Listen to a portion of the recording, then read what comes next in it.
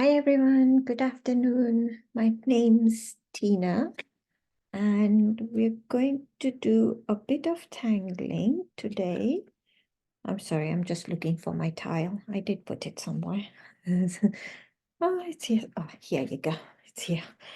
Okay, let's move all this. And let's see what we want to tangle today.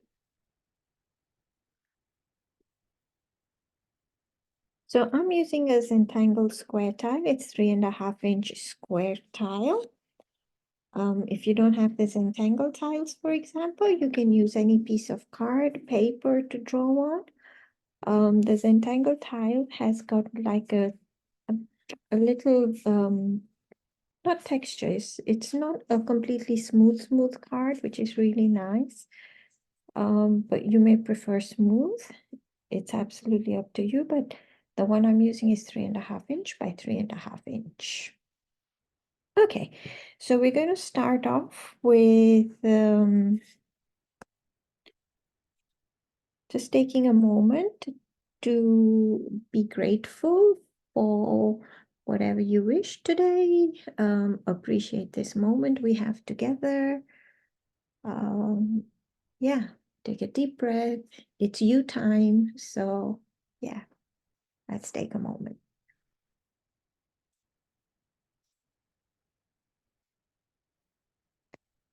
Okay. So what we're going to start with is corner dots. And this will help us to just start on our piece of paper of the tile. There we go. And we're going to make a frame, join it. It doesn't have to be straight. It can be wibbly wobbly. So we have a frame to get us started. So today I thought that maybe we can do a tangle called droop. And I'm going to make that pretty much my string that I want to draw different tangles within. So droop is by Zentangle ink.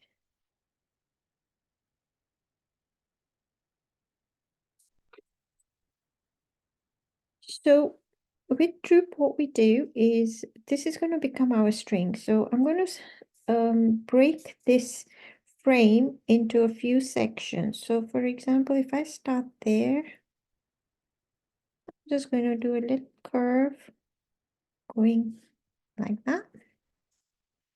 And I'm going to break that further like that. So you can break this up into however many sections you want. So now I want it to intersect in the middle there where the point is here. And I think I might break it up into one more.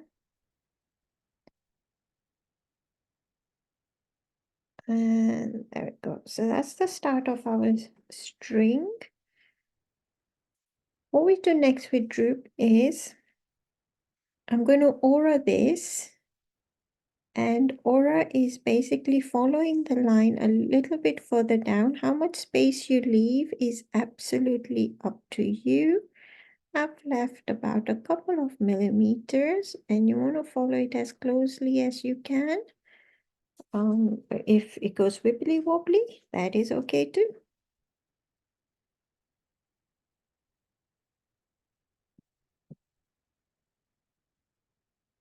So we've got that and we're going to do that all the way around. So I think I'm going to aura towards me. And you can see it's not very accurate, but that is okay.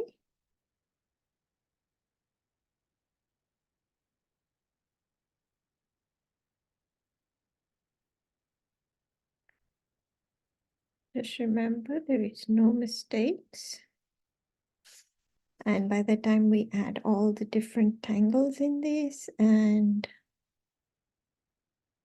do our shading, If your lines go wibbly wobbly, it is not going to matter. I think it adds a character to the tile.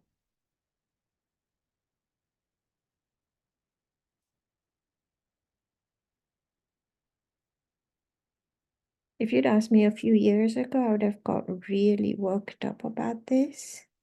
And I would have probably restarted, tried to get my lines all nice, accurate in my head, whatever perfection meant.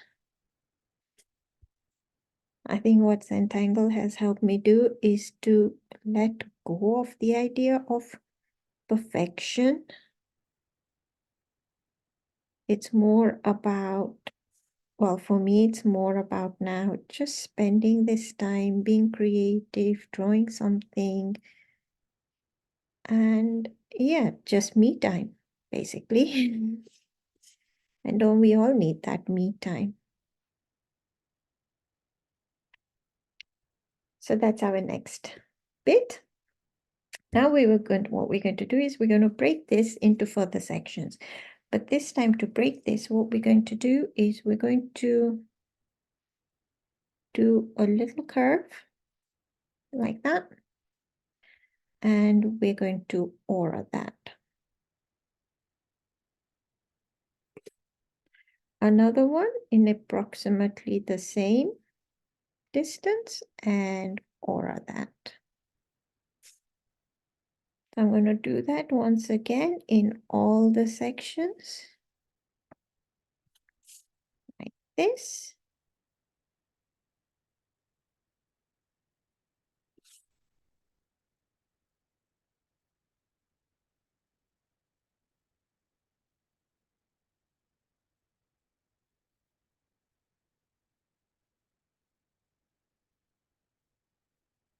And we're going to make another section exactly in the same way, a little bit further up.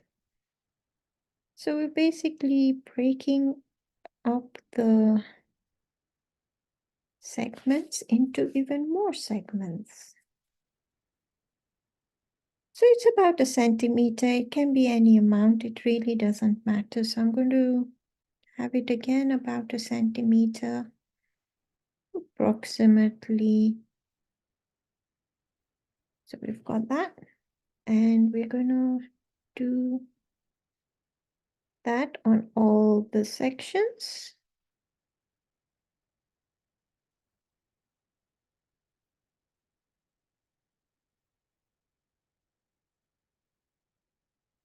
And you can see that started off wide and became narrower.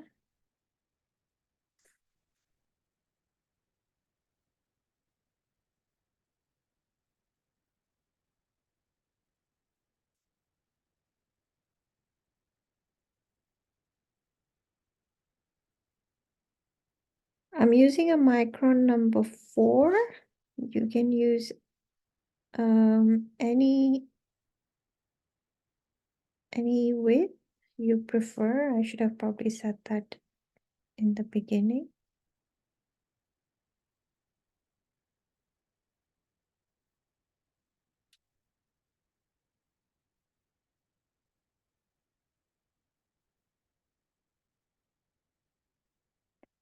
And I think I'm going to go for one more.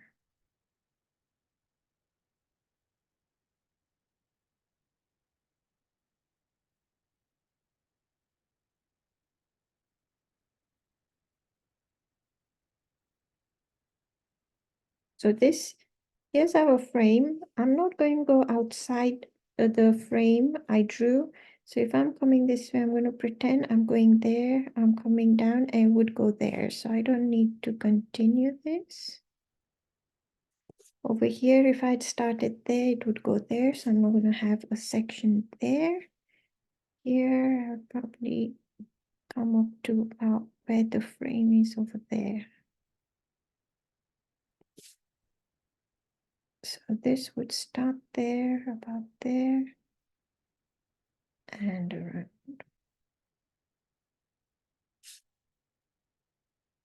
That one went completely wibbly wobbly.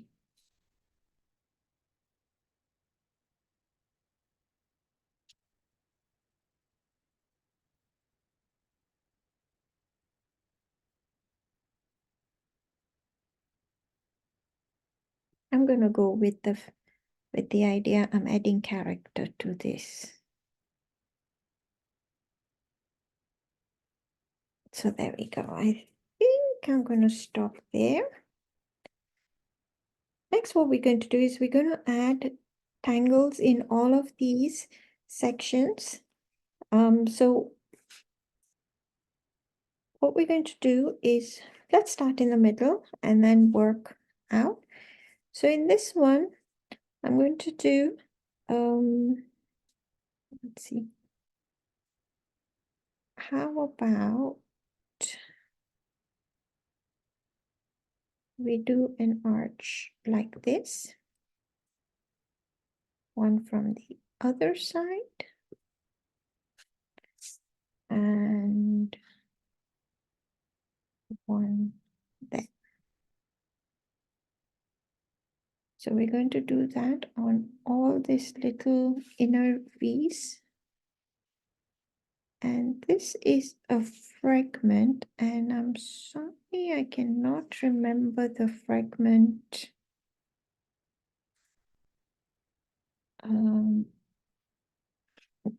Which fragment it is. So what I'll do is I will look it up later, and I'll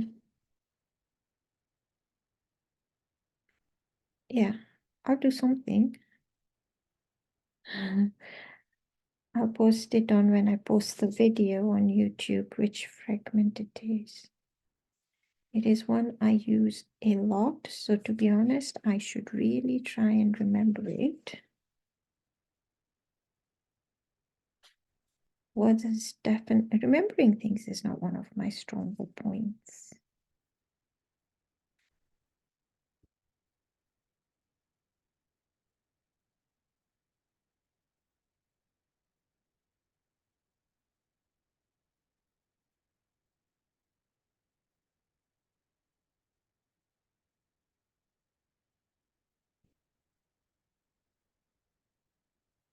There we go. That's all of them.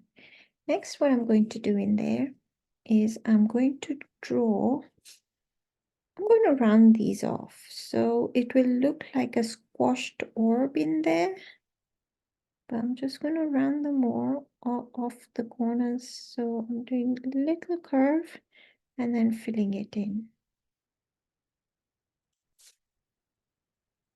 I might make them bigger.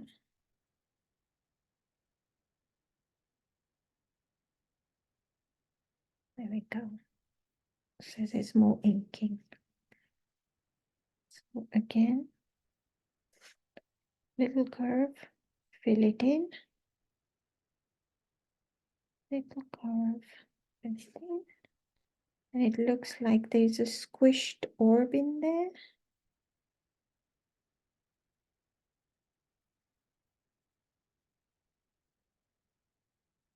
Take your time filling it in. If you see gaps, go back and just add a little bit more ink in there.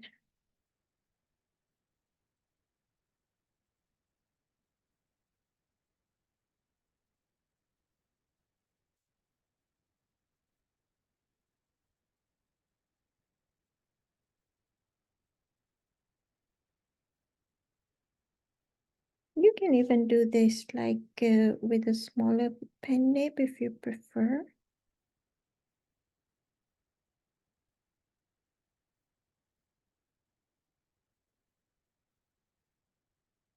I'm trying to use bigger pen nibs when doing the videos only because I am a very slow tangler, and the smaller the nib, the smaller I start tangling.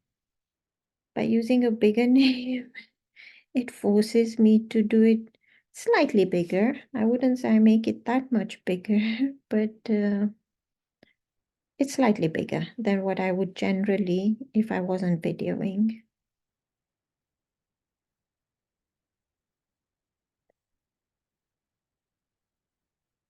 So that's what we have now. So we're going to go to the next section.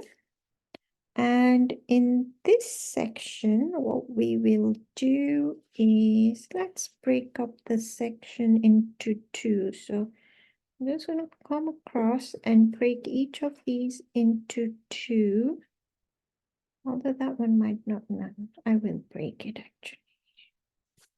Some of them might be too thin. We will see. I'm not sure what I'm going to do in here, but we will see.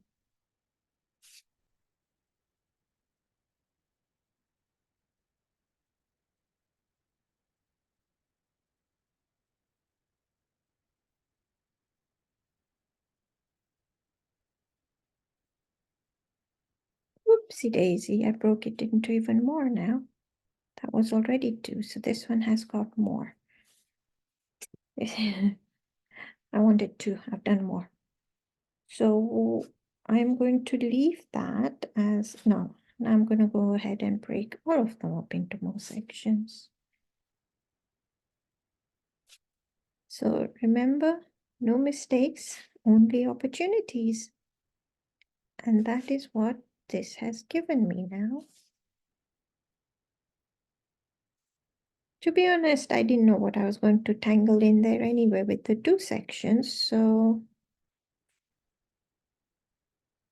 with narrower space, I will think of something as I'm drawing the lines. I'm just focusing on the lines for the moment and I'll think about it. So I know that's where I started. So I don't want to break that, otherwise I'm going to go around, end up breaking those up into more. So, okay, so that's what we have. Let me see, what should we do in here? How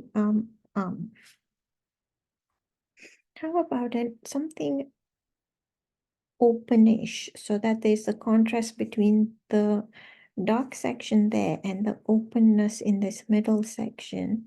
So I don't want to add a lot of dark in there if I want to keep it open. So what should we do? Okay, I know what we'll do. We'll break this into sections. And so I'm going to go in the middle. Let's do that on all of them first and see if I want to break it up even more afterwards.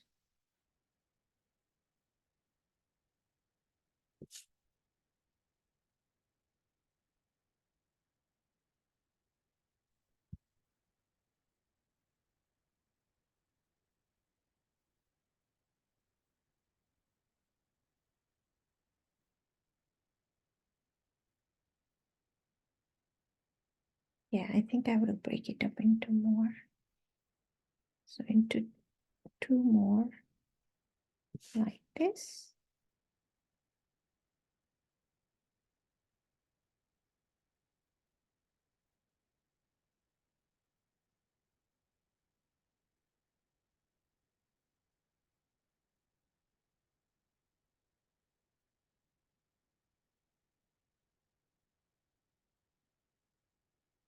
I'm just auraing top and bottom of the center I had done. And enjoying the repetition, slowing down, remembering to breathe.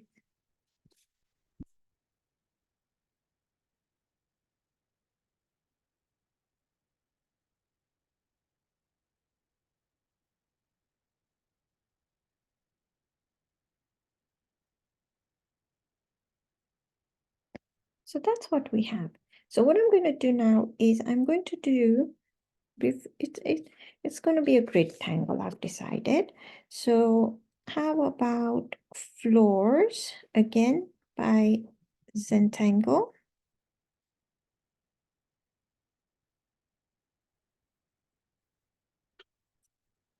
So for floors, what we do is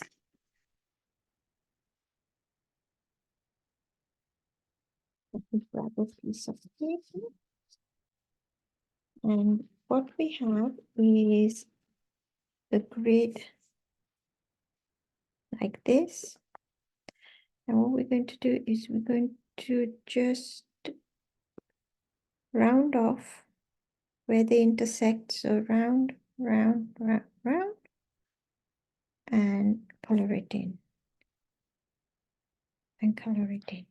Yep.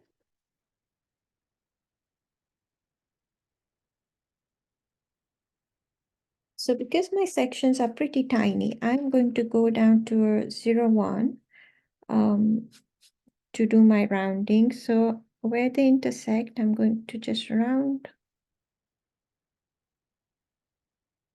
and color it in.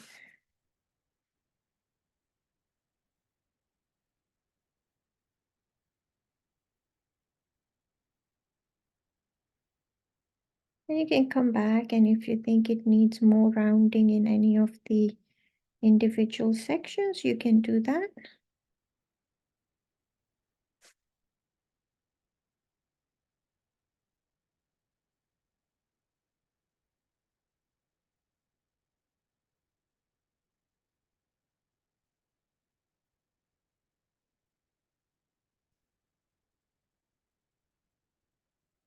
So this has a little bit of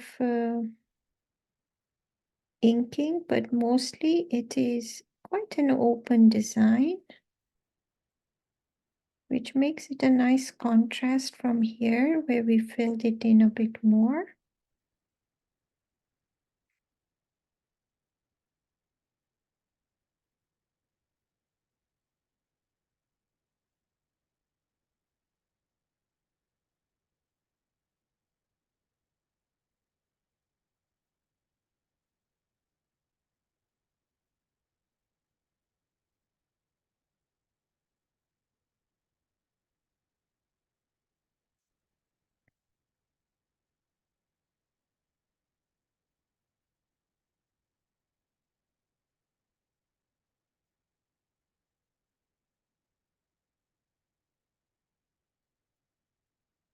Whenever I'm doing repetition like this, I get lost in my own little world. My hand almost like it memorizes. Yeah, I think that's the word. What I'm tangling, and it just does it automatically after the first few strokes. So I'm not overthinking anything and just enjoying the process. Putting down one stroke at a time, inking it in if I want to.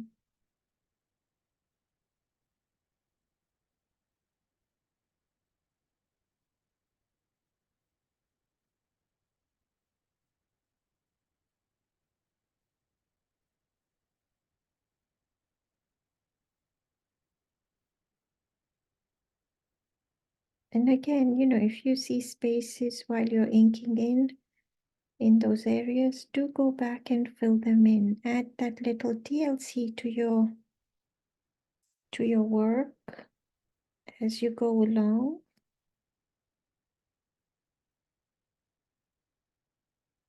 And keep turning your work to see if anything needs adding as you go along. When you turn your work, you see it at different angles. So sometimes, you can catch if in different lights, if something needs more inking, for example.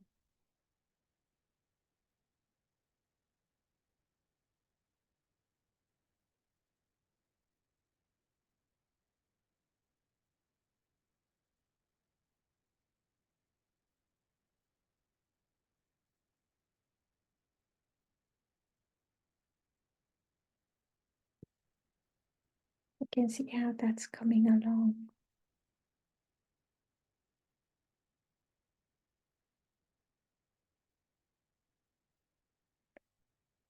The bigger the sections you have, the more you can add to it.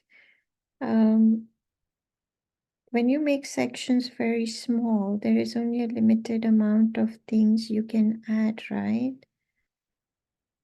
And when you look at some of the Zentangle artists, and look at their work where they have like a bigger where they've tangled larger.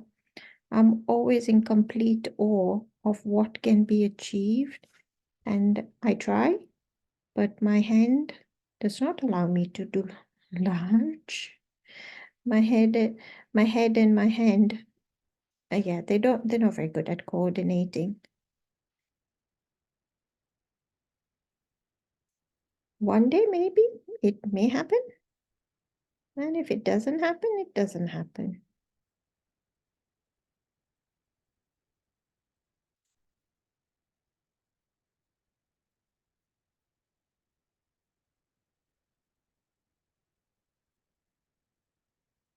Everyone has a different style and a different way of doing things.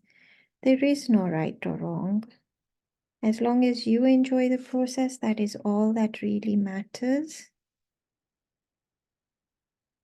For me, like I said, tangling is it's my me time. It's my de-stress time. Away from the world sort of thing and just being. I love the idea of the Zentangle method where every pattern is broken down into steps. So it's achievable, it's doable, it's the repetition of it. Everything just makes it even more aligned in my head as I'm doing it. It all makes sense.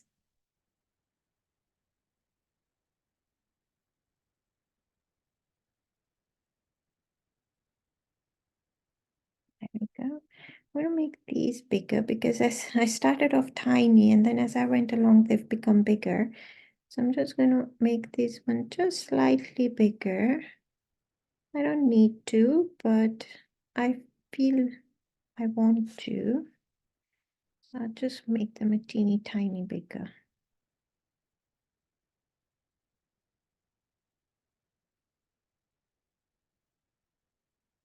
Okay, so that's our second section.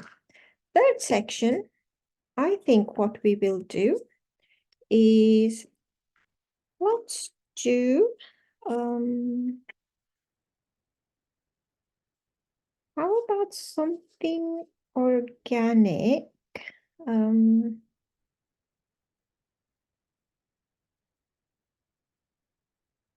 how about muka and flax? So we will do muka first, again by Zentangling.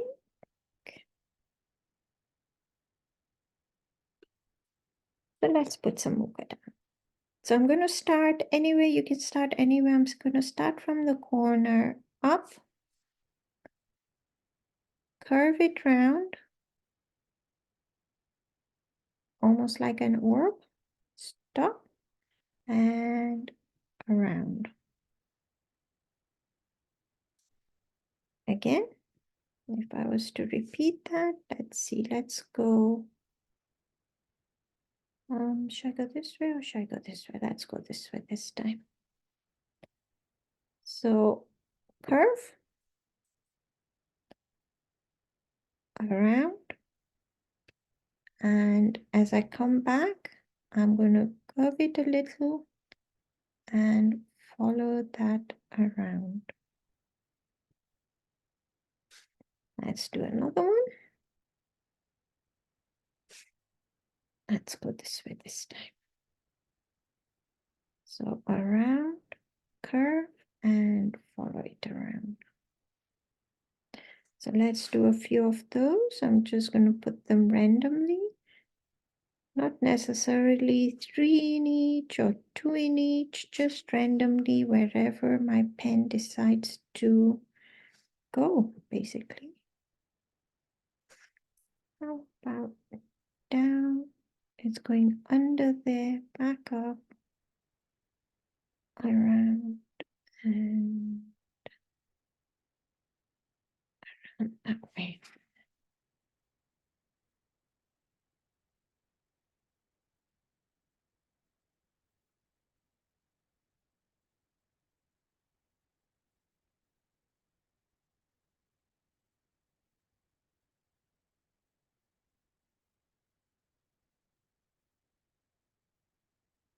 It's gonna under there, back up this way and there.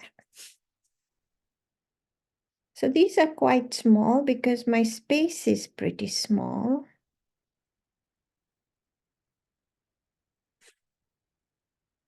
I'm not sure if I will put flux in here because it's quite a small space, but I guess we could do teeny tiny flux, couldn't we?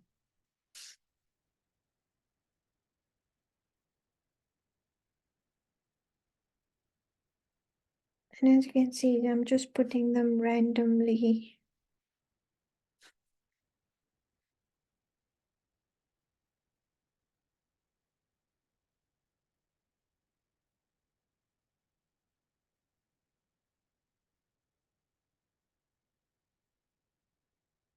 Some are larger, some are smaller.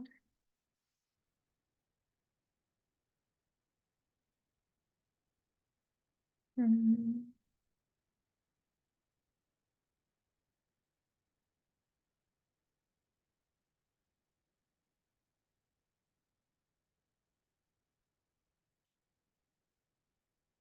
So here, because it would have been around there, I'm not going to have many, for example, it would come up there, it would go around, it would go up there around, and I would come there, up there, and around there. It is only an impression of where they might go out there. I know I am going to confuse myself in a minute. So what I'm going to do is I'm just going to do 2 in here, around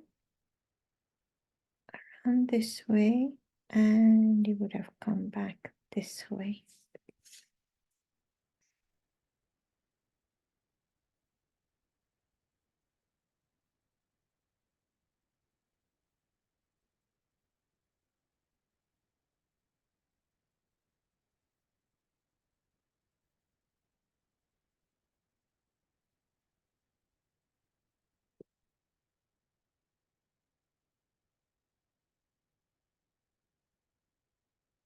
So again here, it would have come up here, around this way, around, and curving that way.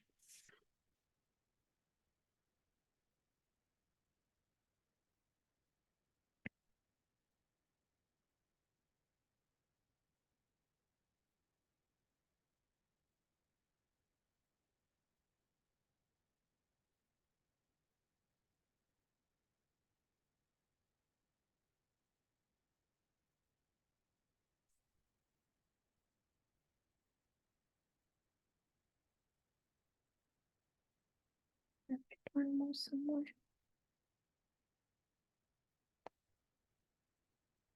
Under there, around, and it would have gone there. So some of them have gone behind others, and I put one here.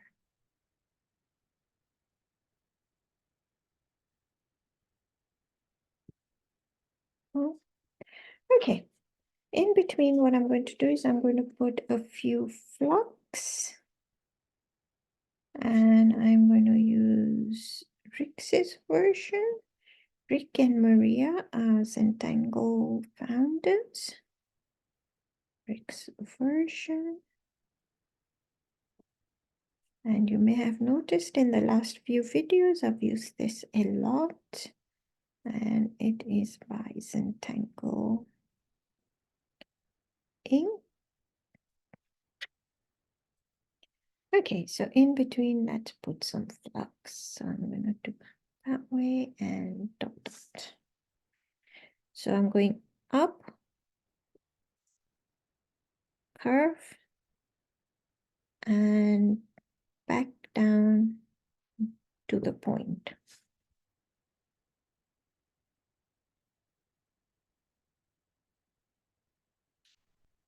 So like I said, this is a very small spaces.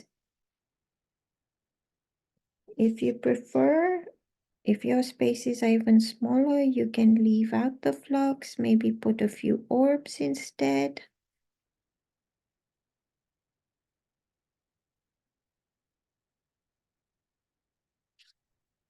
And I might actually do that. I'll put a few orbs and fill in the remaining space around it.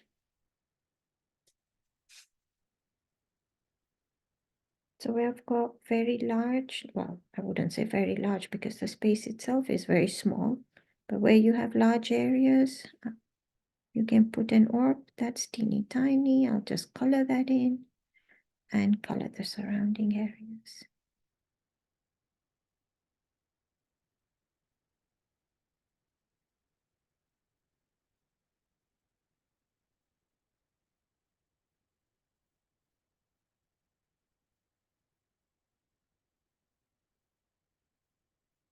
Now when you're inking in, and if you've got a new pen, it may have a lot more ink than mine does, so be careful not to put your wrist over it for a few seconds so that it doesn't smudge.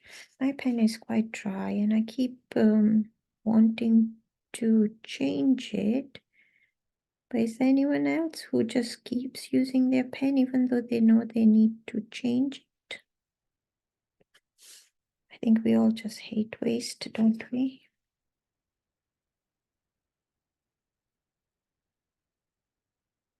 So there we go.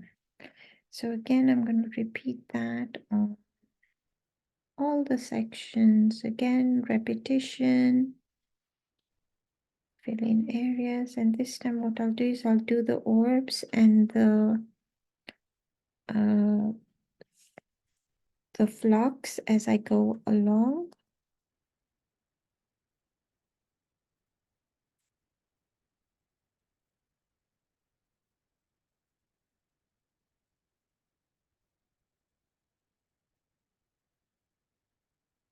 Let's put that in.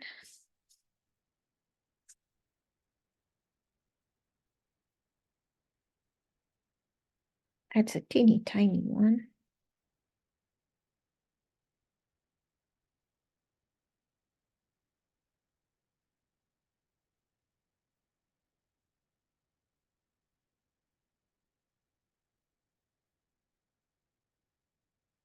I'm just going to fill this with orbs and in between just ink it in. So that goes under there and back this way.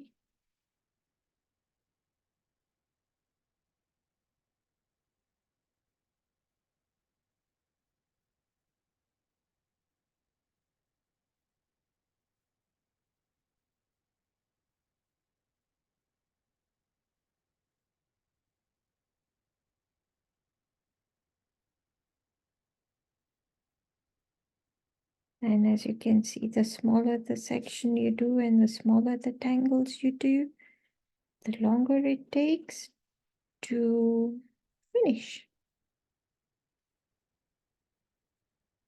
So if on a given day, if you feel you're not going to have a lot of time, tangle bigger.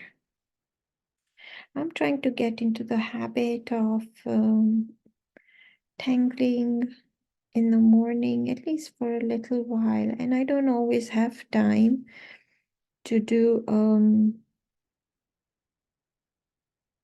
a lot of detail work. But even then, to be honest, tangling big, like I said, is not one of my stronger points. So what I tend to do is I do as much as I can, and I'm trying to learn to finish it the next day.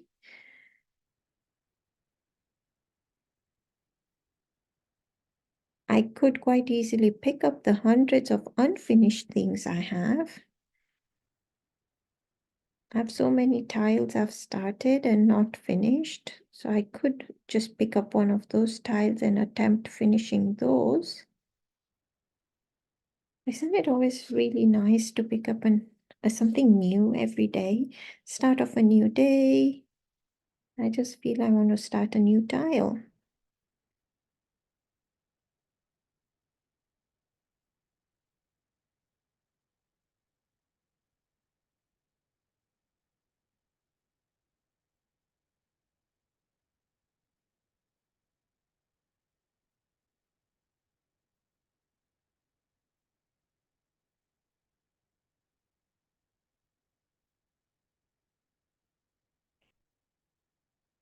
That looks very dramatic now, doesn't it?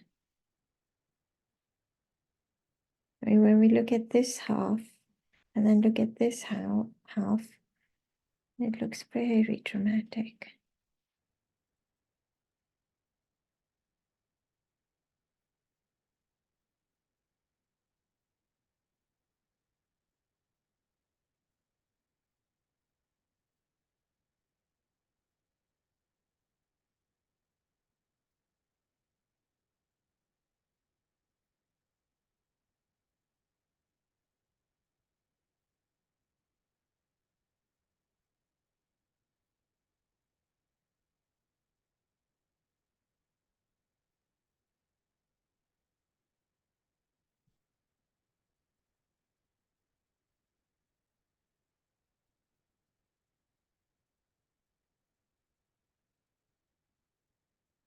If you can fit orbs, fit them. If you prefer coloring in the teeny tiny areas, just color them in.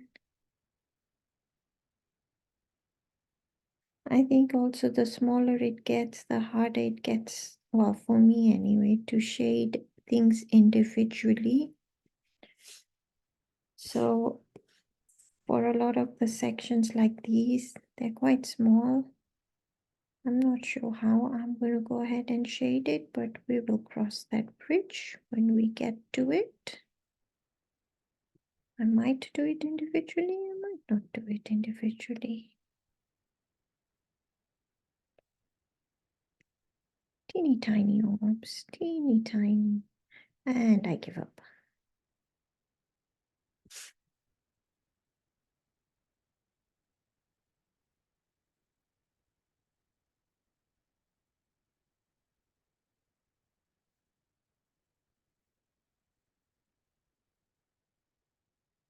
How about teeny tiny blocks? And again, I could have used a smaller pen, a smaller nib for doing these tiny areas.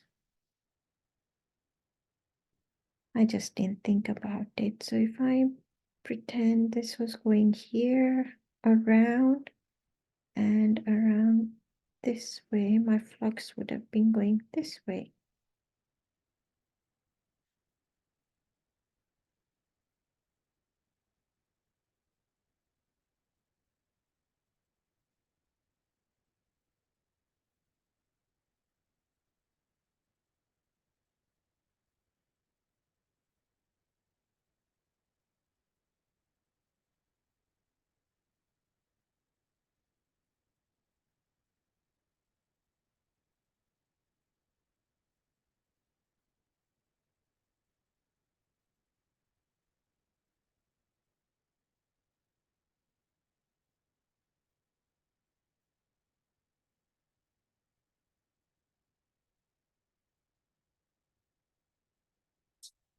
There we go.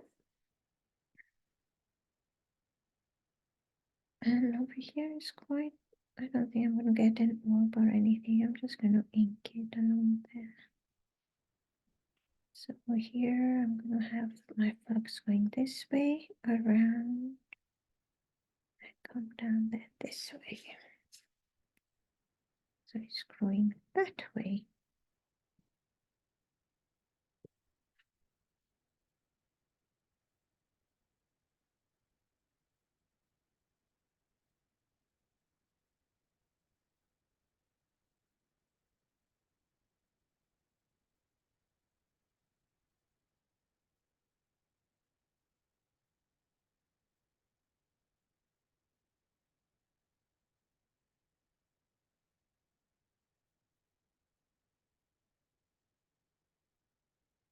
Here you just need to bear in mind where your muka was, for example. So this is my muka head. So I'm just need to be aware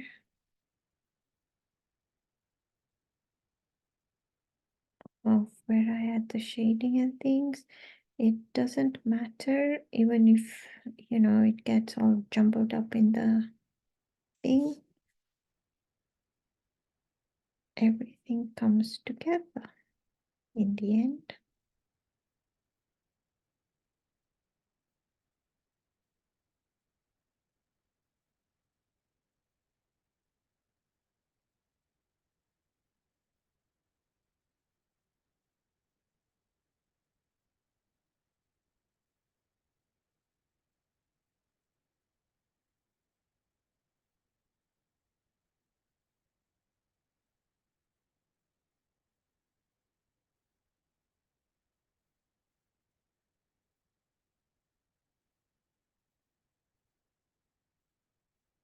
maybe a massive one over here, massive in the sense compared to the other ones. It would be massive because the space was big. I could have done a few smaller ones, but it's nice to have different sizes, different orientations, slightly different shapes. I think it adds to the quirkiness of the tile. Sorry, quirkiness to the tile.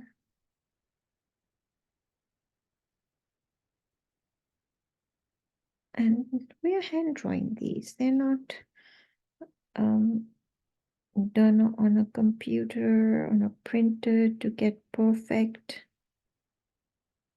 spacing, perfect sizes.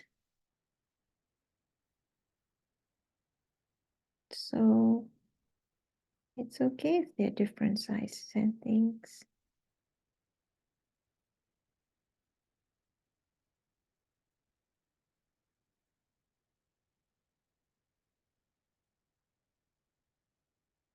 There we go. So here, if I have a flux going this way, I'm going to have it going this way. It's going to go up there, come down, around, and in there. And it's going to go there, and the orb there. This is very teeny tiny.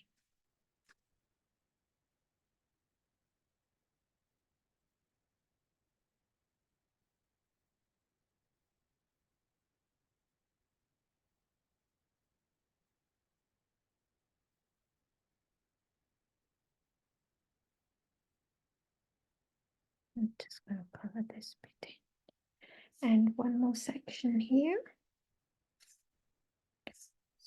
Let's do in there.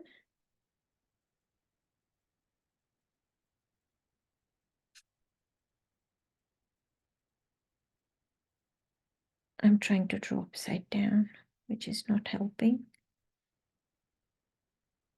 So much for saying to everyone, keep turning your tile. And what am I doing? I'm trying to draw upside down. Okay, let's turn it. That way, and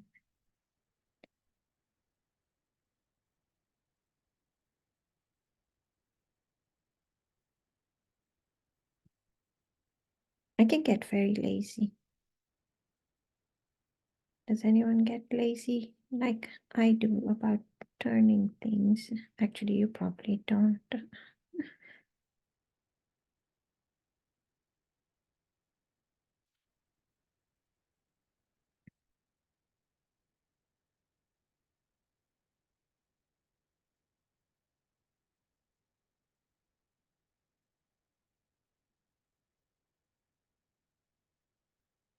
And this, I guess I'm just going to ink it in.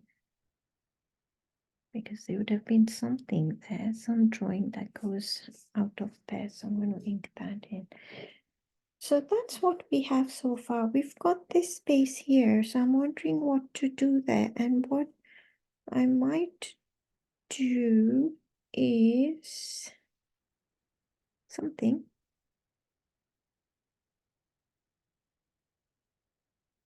Okay, I'm going to keep it very simple. And I'm just going to do lines radiating out from the center.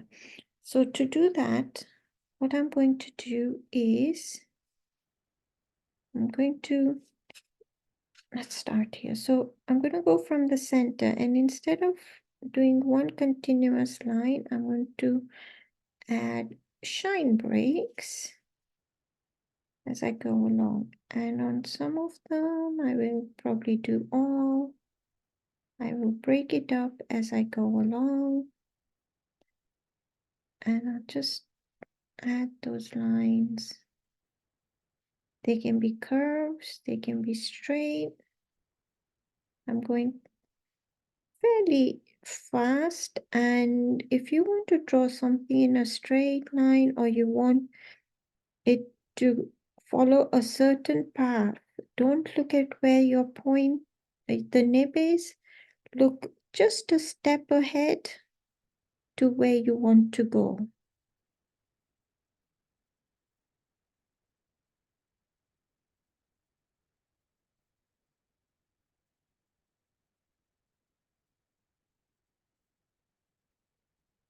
And I'm going to repeat that on this side. So up to where the frame is. Some broken, some straight, some with 2 dashes, some with 1. We call these breaks shine breaks.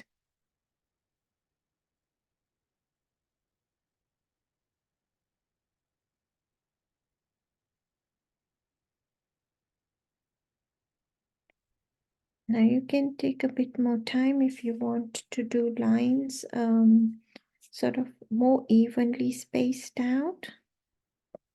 I'm just basically going for it wherever it goes. I don't think I'm even hitting where my frame pencil line border is.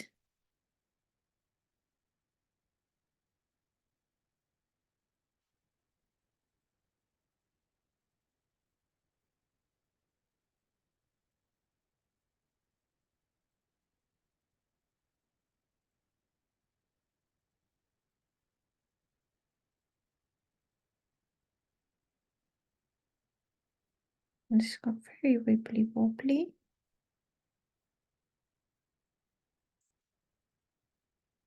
I quite like that actually, that I haven't hit everywhere where my pencil line was, because it's given a natural curve to where it ends. And also as I've been drawing in my palm, it has been rubbing on the tile itself. My pencil line to begin with was quite pale, and while it's been rubbing, it's rubbed off, so I can barely see my pencil line, to be honest.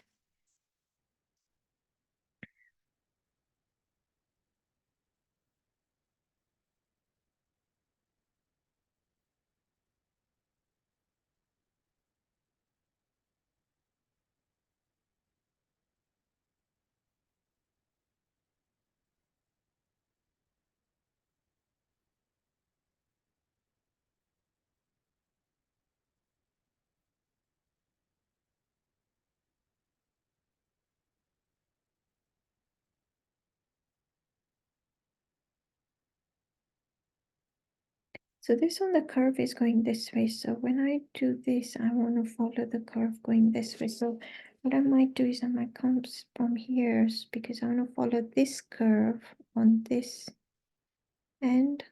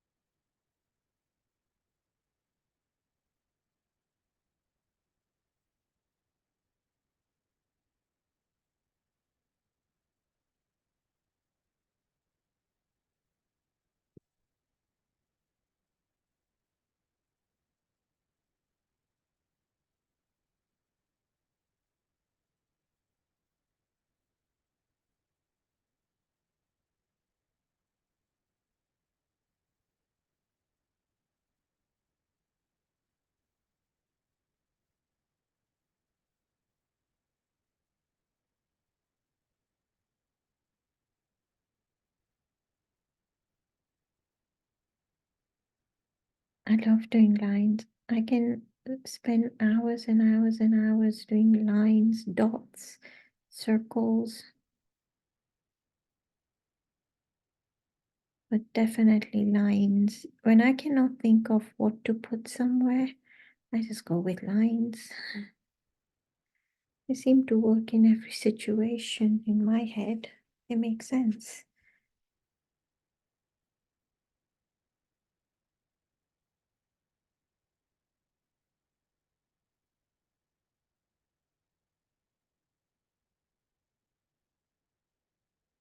And when you break them up like this, randomly,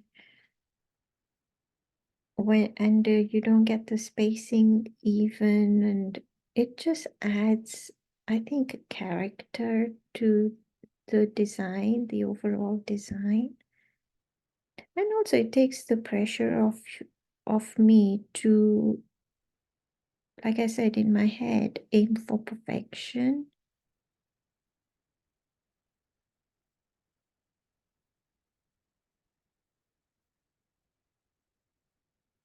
So there we go. So now that sets off really well against the radiating lines. So I want to have a look and see if I want to add anything to this. What I'm going to leave it for the moment, and should I add? What I'm going to, yeah, I'll go ahead and add it first. Or should I come back and do it after the shading? I'll come back and do it after the shading. I was just going to make some lines thicker and some thinner. So, okay, shading. So I'm using a Zentangle pencil, and I'm going to blend with a tortilla. You can use anything to blend with. For example, you know, if you come from the parchment world, then you'll have your blending tools. If you can, sorry, I'm confused in my head. You can also use, for example, a cotton bud to start with. You can also, you know, take apart, you know, cotton wool and wrap it around a cocktail stick and use that to blend with. That will give you a really fine point as well. And I'll see if I can do that on one of the videos to show you, because that works very well as well.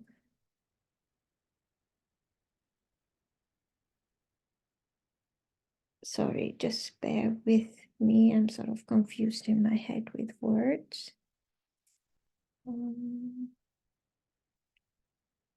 Okay, so we've used quite a few tangles there. And now for the shading, and I'm in my head, I'm looking at this and wondering where I want to go, whether, you know, like I was saying in here, whether I want to shade individually or not. I'm still not certain there. So I'm going to start in the middle and then work outwards. And as I'm shading, I'll see where it goes. So the Zentangle pencil is like it's an HB pencil. And I need very little, very literally very little. I don't know if you can even barely see those little dots, because when I blend this, it's going to spread quite a bit. So I'm going to do that on just the very ends of each of this little triangle bits, and using the blending pen. So I'll show you on one and then I'll do them all together. I'm going to blend it, bring it towards the center, and you can see how that is spreading. I'm going to leave some unblended space in the middle of these. Now these are quite thin areas. There we go. Yeah. So over here where I've blended it.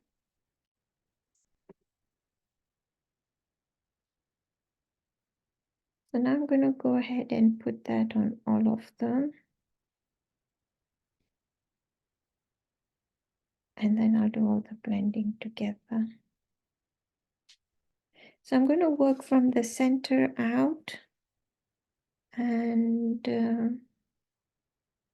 then go to the next section where the floors is, the tangle floors. And I'm thinking maybe the tangle floors, I will just do the all one section at a time, and then when we get to the muka and the flux, we'll do them individually again. And sometimes, you know, it's very much a case of when we do a little bit and look at it one section at a time, it gives you a better idea of what you want to do next, how you want to shade it. So as much as I'm saying that's what I want to, by the time I shade the floors and this is going to be, it's going to look completely different. For me, shading adds magic to the tile. Mind you, the tangling adds magic to the tile.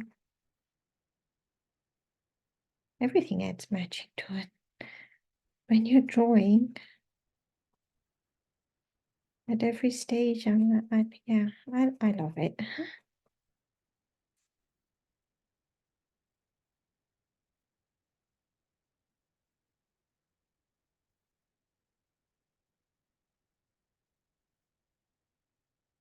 Try and keep the white space if you can in each of the sections, these little bracket areas.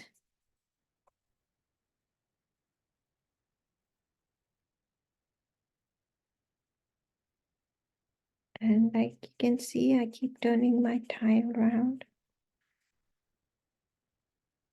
I'm not pressing very hard with the tortilla. The HB pencil really, you know, blends so nicely on this. You don't really need to press. If you press with the tortilla too hard on the tile, or if you're using a paper or other card, it can damage the card. So there we go. So that's with the shading in. So on the orbs, I'm going to turn them into little holes. So what I'm doing is I'm just using my pencil to do little circles in the middle. And I am going to blend around, but leaving some white area. So this one here, leaving the white area around. So I'm not going right to the edge.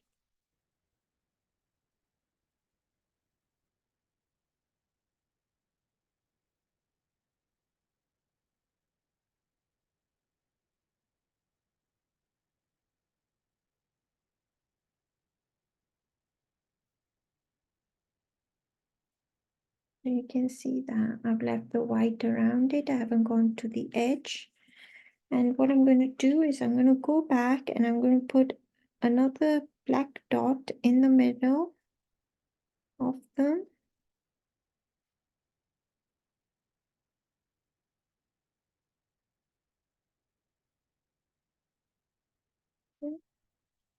And then with a white gel pen, I am going to use, I'll just get it working. I am going to put 2 dots, 1, 2, top and bottom.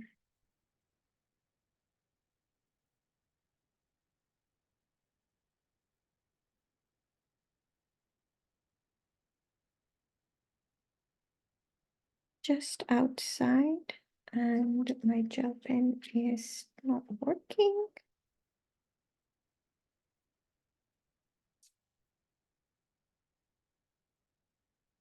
So I'm not pressing with my gel pen, I'm just gently going round with it, but not pressing on the nib. This one needs redoing. Needs redoing. I might come back and put another layer once it's completely dry. Yeah, I might do that. I'll come back and put another layer once it's completely dry. So the gel pen takes a bit longer to dry. So I'm going to leave that for the moment and I'll come back and add it later. So on the floors, like I said, I'm not going to do the each individual. I am going to just put a line around each section.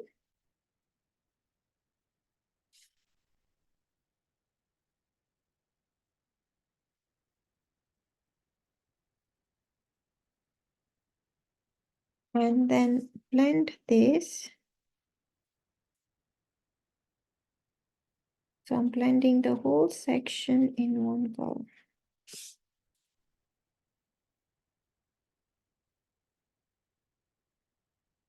Because each one is very teeny tiny. So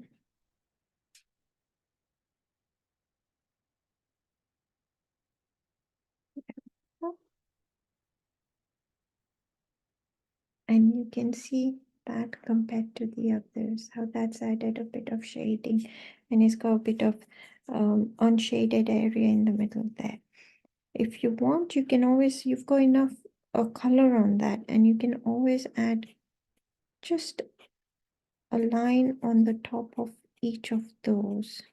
If I was to add more graphite, it would turn quite dark and I do want some space without shading in those areas. So each section, I'm going to put all the pencil work first in each section.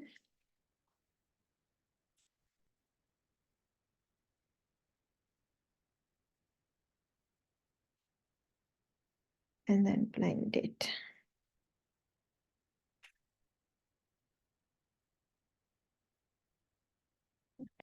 This way. All the curves.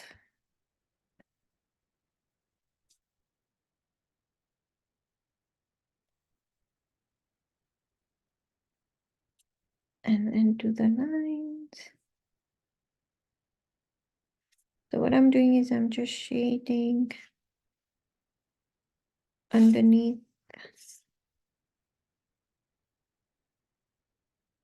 Because the hand remembers an action after having done it a few times, it will remember. So if I do all the similar curves at the same time, for me, it works better. You can do each section one at a time if you prefer.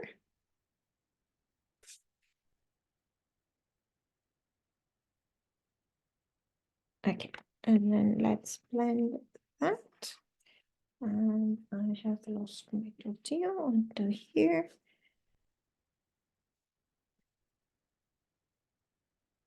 So again, like I said, I'm going to do all the ones that are sort of in this direction as I go along and then turn it around.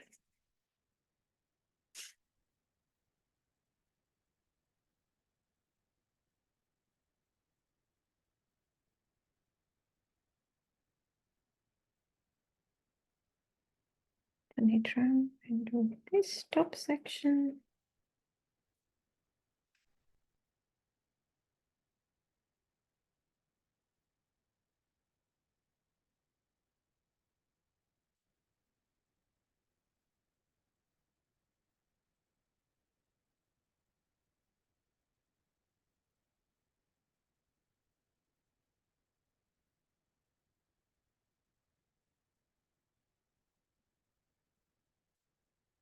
And when you've added shading like this, you will see that where we had drawn these separation sections, they really stand out where there's no shading, the little webbing.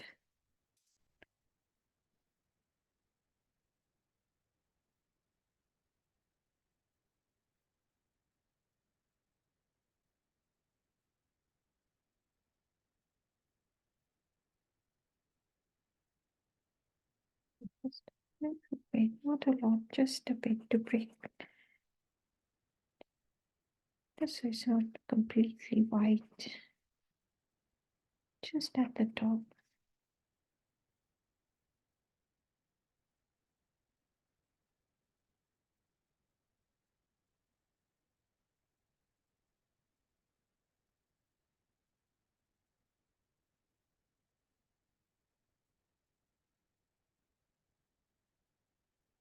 There we go. So that's that bit. So this one, like I said, I was going to do the whole thing, but because we've got quite a bit of dark happening, I'm going to do them all individually, but they need very little graphite, to be honest, because they're really small sections. So on these, for example, I'm going to add just a bit of shading under where the curve is. And if one is going behind another, I'm just going to put a bit of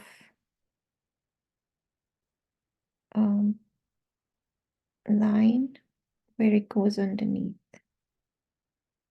Again, the sections are too small, so I'm not going to get too worked up over this. They're very tiny, so my focus is not on what's over, what's under. I think I would have paid probably more attention if they were bigger. The elements were bigger, but these are quite tiny. I'm trying to put it where I can definitely see, but if I miss something, that is fine. And when we finish, usually when we look at the overall effect, that's what, to me, is the wow thing when the whole thing is done and I look at it. The happy moment.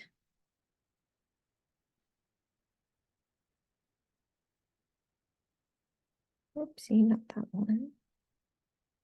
So this one is under there. I'm just going ahead and doing them all while I've got my pencil, and then I'll come back and blend it in a minute.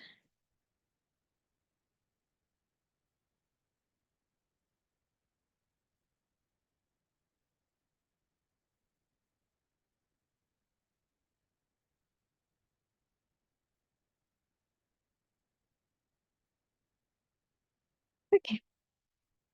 So where we had from the center, the tips, let's do these.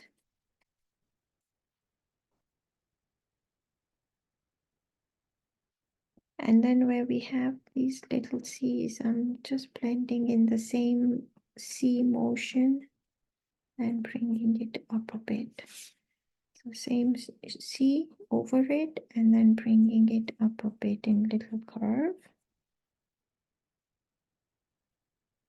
You can see how when we've shaded that compared to just there, it looks.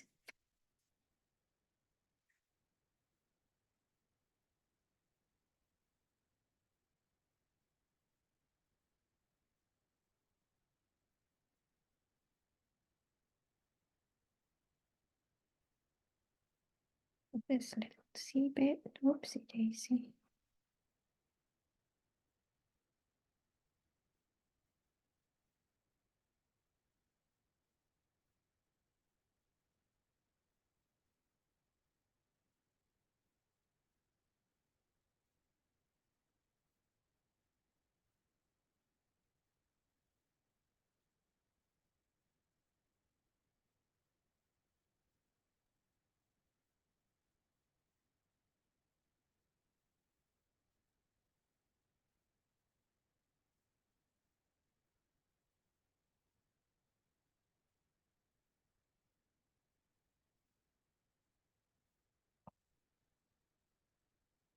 There we go, almost there. It's really coming together now. There's a couple of places, so as you're going along and you think that, maybe there's a section that needs inking. So for example, here, I feel it needs that separation, but there was somewhere else as I was doing, and I should have put it in then. Oh, here we go. Where? There we go. So as you're doing that, a shading, you can go back and see if there's anything that needs inking, and you can put it in while you're shading, or if you've got a good memory, you can come back and do it. I'd probably forget. Again, if there's places you think you've forgotten to add graphite, add it in.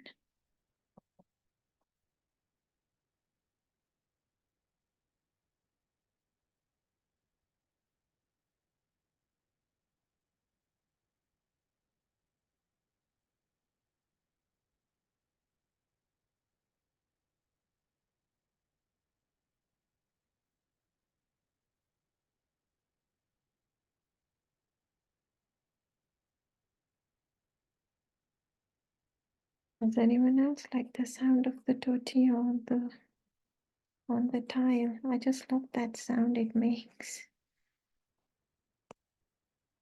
There's something very satisfying about it.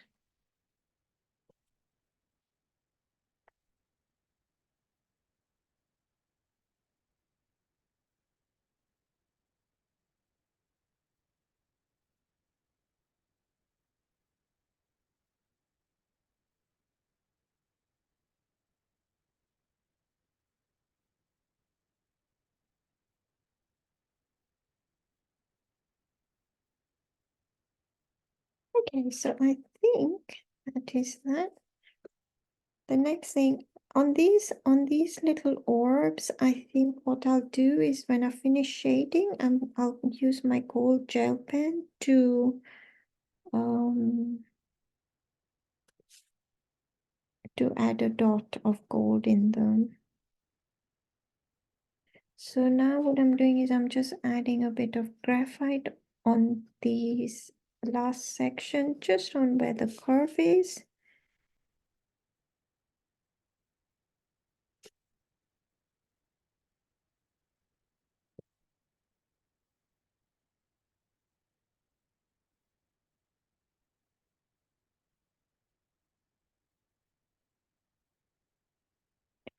And what I'm going to do is where it ends along the line, I'm going to follow that path, all its ups and downs, just up to where the lines are.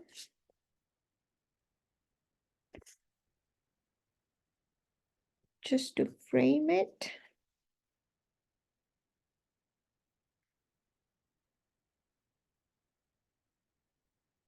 There we go. And I'm going to blend that. So let's start with the curves here.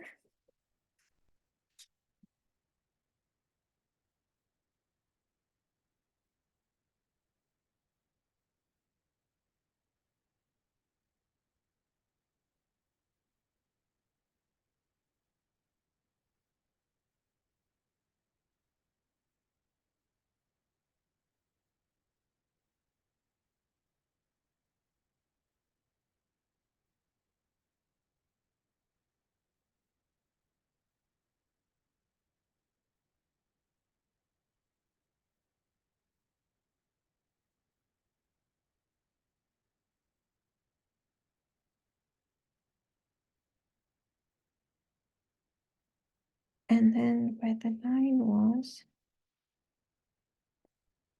on the inside, just blend that out a little bit. And that will give us a frame around the droop.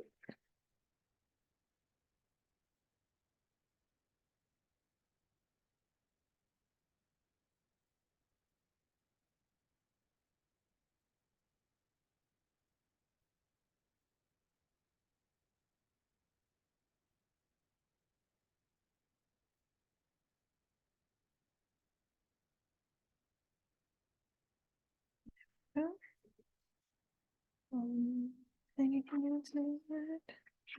I think what I'll do is I will add just on the outside of the main droop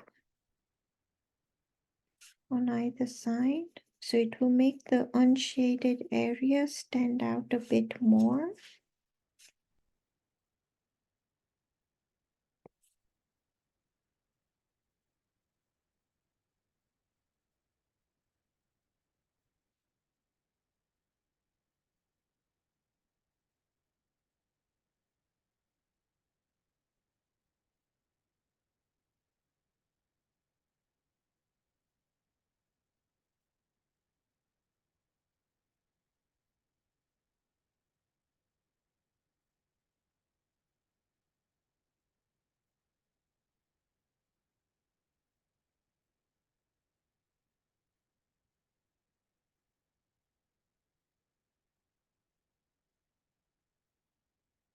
So keep turning your work. I like to have my, usually my pencil sort of opposite, and then as I'm shading, I shade inwards into the section I want the shade to go in. So I turn my work so that the is opposite me along the outline. And there we go. So that's what we have so far. And I am going to go back, and like I said, with the gel pen, I was going to add just again over the top.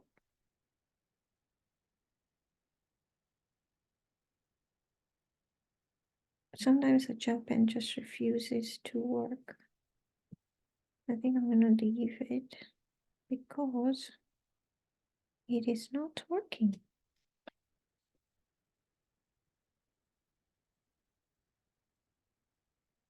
I'm just taking off the underneath layer. So yeah, leaving it is a better idea, definitely.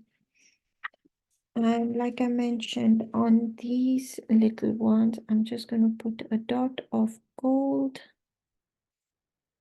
in those, not necessarily covering the whole circle.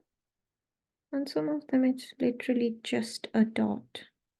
So it's just an impression there is some gold there.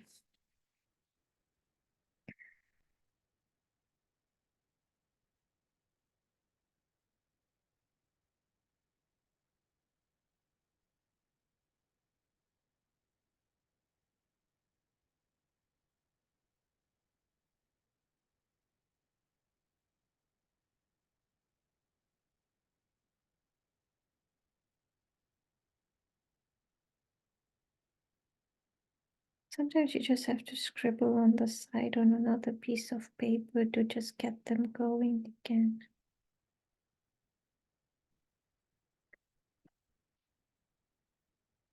Just go back and a bit more where I thought it was not moving.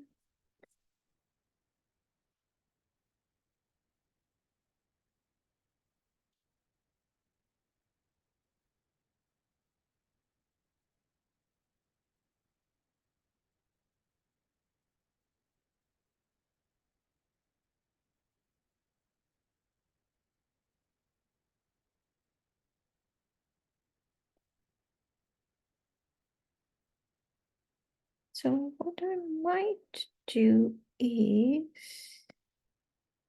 I'm actually going to where we drew the center.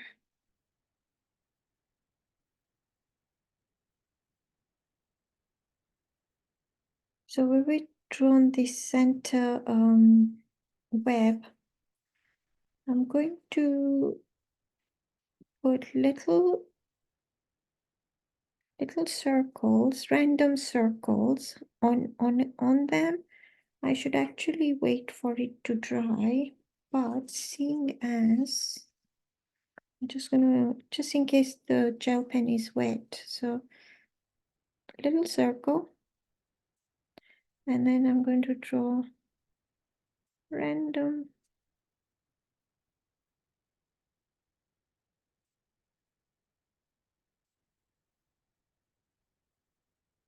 circles on these.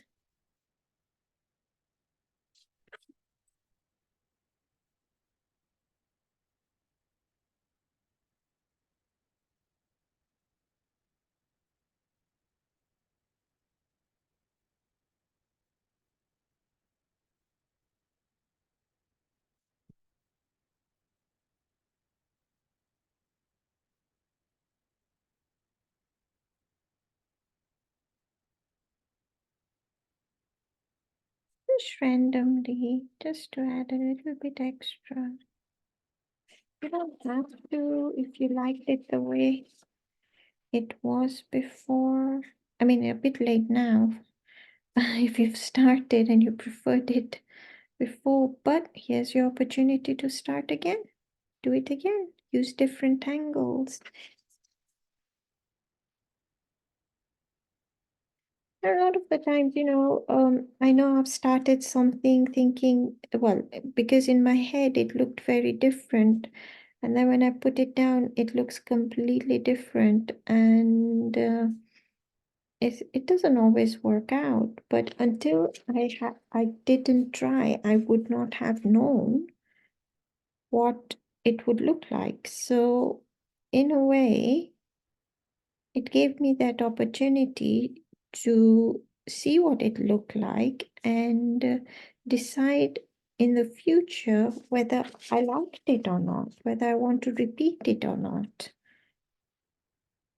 And like in real life, sometimes you do not know how things will turn out until you've been in a particular situation.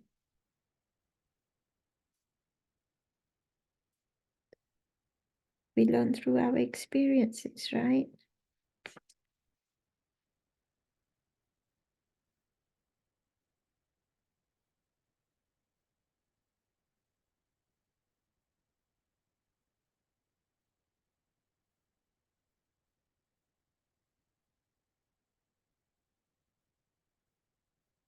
There we go.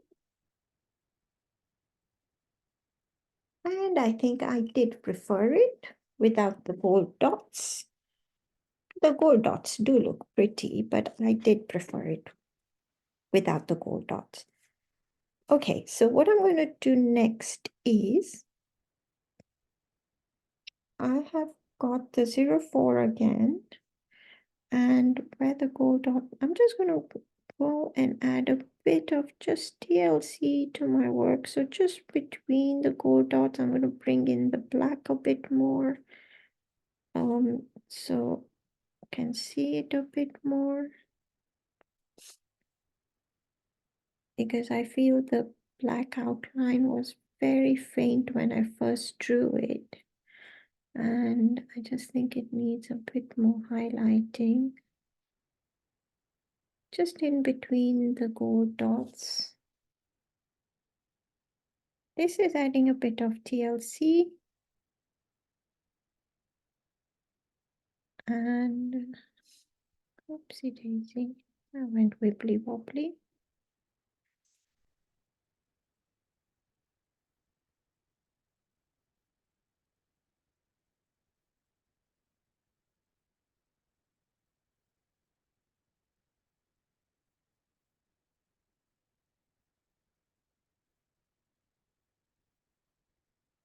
I really need to get a new pen. I said this, I think, last time as well. I need a new pen to use.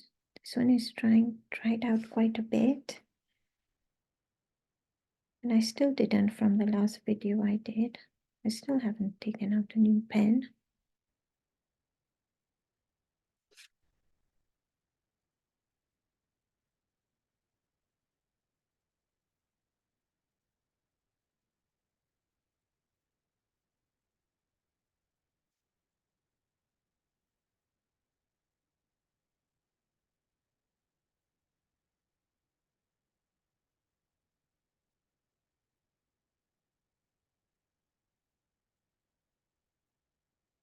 So there we go.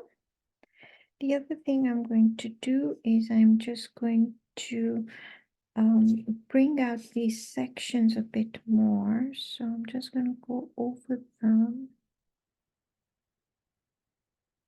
Because when graphite goes over the blacked area, it sort of adds it adds like a silvery tarnished effect over the black line and makes it look like gray. So by going over just the main elements, it brings out the black again.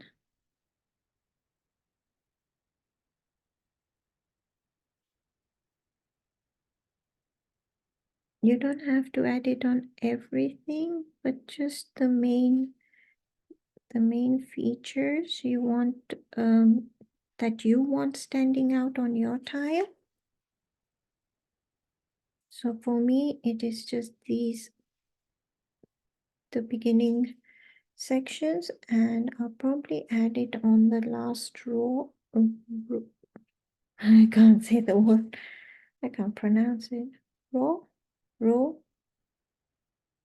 That's funny. I mean, even when I'm saying it, it sounds wrong pronunciation.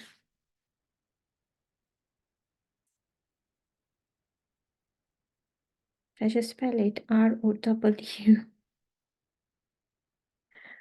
That's so funny. Oopsie daisy. Let's make it darker.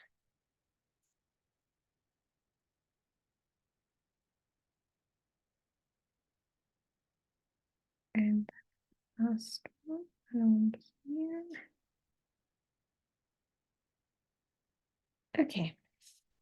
And like I said, just on this last one here, just to neaten it up a bit.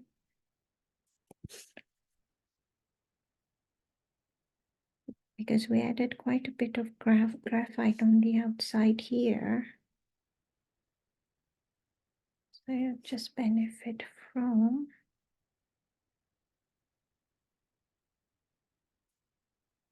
the extra love we can give it. So there we go. Have a look at it and see, do you want to add anything else? I'm wondering if I want to add it on all the curves now.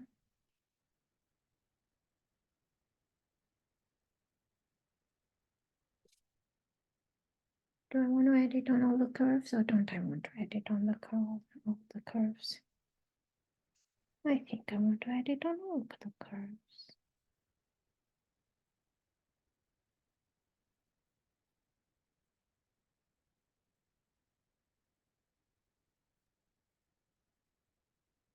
And it's only when you turn it around and you have a look at it that you can decide, do you want to add it? Do you not want to add it?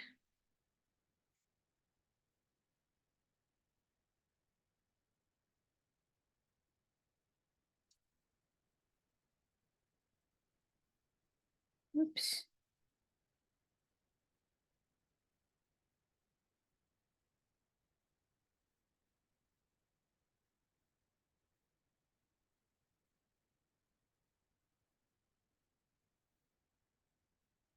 I think it helped adding it. You see on the 3 sections here where I have added it and the other ones I haven't. I think each section stands out a lot better now.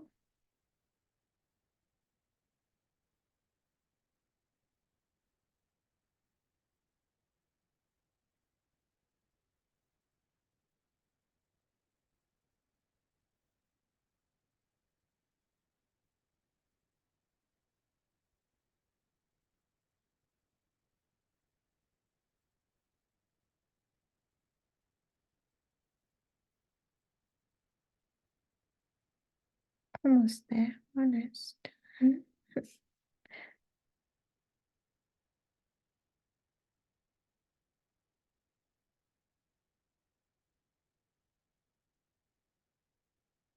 It is not done until you're happy with it. You take your time.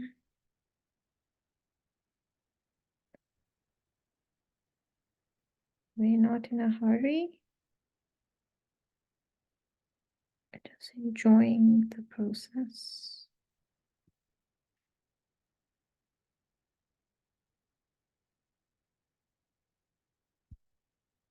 So the last section here.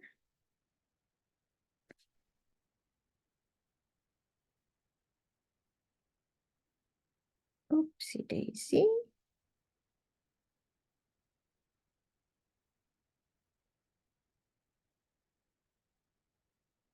There we go. So that's what we have.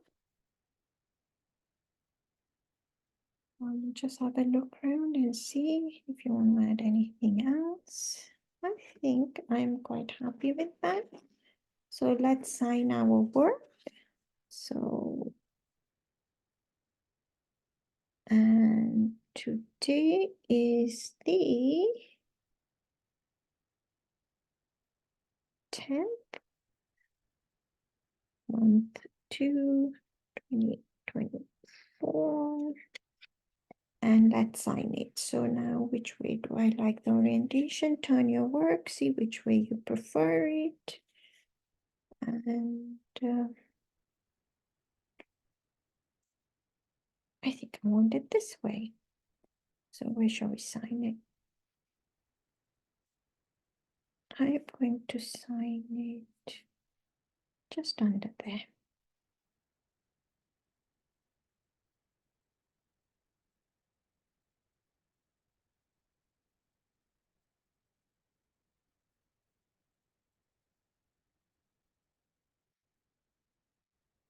So there we go. Take a moment, look at your work.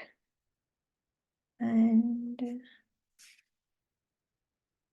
yeah, after signing it, I'm looking at it. I'm thinking, which way do I like it? But yeah, no, this way. So thank you so much for joining me. This is my Tangle tile number 6 that I will upload on YouTube. And thank you for joining me.